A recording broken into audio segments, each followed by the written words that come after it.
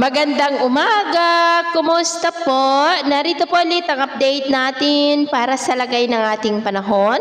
Ngayong umaga po ng July 17, 2026. Sa ngayon po ay maituturing na bagyo ang sama ng panahon na nasa labas ng ating area of responsibility, pero hindi pa naman po yan nakakaapekto sa ating bansa. Habagat ngayon ang umiiral dyan po sa kanluran ng Luzon. At sa atin naman po ang widmap forecast, ang sama ng panahon sa labas ng ating area of responsibility ay kikilos po yan pa northward, pataas, pero next week posible na yan nakikilos pa kanluran, palapit po dito sa ating area of responsibility habang unti-unti pa na lumalakas at magsisimula ulit na hatake nito ang habagat. At next week, posible ulit yan na papasok sa ating area of responsibility at tatawagin na sa local name na Quiapo at posibleng susundan ang dinaanan ng Super Typhoon Inday.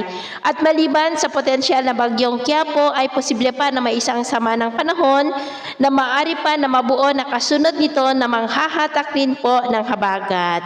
At sa atin pong long range forecast, maliban sa pamumuo ng mga sama ng panahon, ay wala pa rin naman pong bagyo na nakikita na tatawid po sa ating kalupaan, posible na palihis pa rin po. At sa lagay ng ating panahon, ngayong madaling araw ay maayos naman ang panahon sa malaking bahagi ng bansa pero may mga tsansa ng isolated rain sa ilang bahagi ng southern part ng Quezon, Masbate, Cavite, Bacolod, Silay, Dumaguete, Cebu, Bohol, southern part ng Samar, Holosulu, Basilan, Zamboanga Peninsula, Palimbang, Kiamba, South Cotabato, Davao de Oro, and nearby areas. At mamaya po ay sisikat naman ang araw sa malaking bahagi ng bansa. Mainit at maalinsangan muli ang panahon pero may tsansa pa rin ng cloudy skies with isolated rains dyan po sa may Holosulu, Basilan, Zamboanga, Sarangani, Davao Oriental, Legazpi, Tagbilaran, and nearby areas. At mamayang hapon,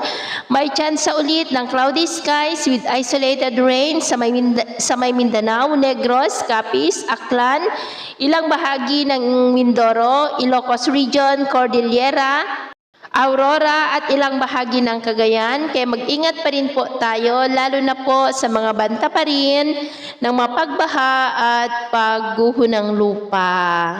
At sa atin naman pong mga baybayin, wala po tayong nakataas na gale warning signal sa ngayon pero iba yung pag-ingat lamang po kung papalaot tayo para mas makaiwas sa mga sakunang pangkaragatan.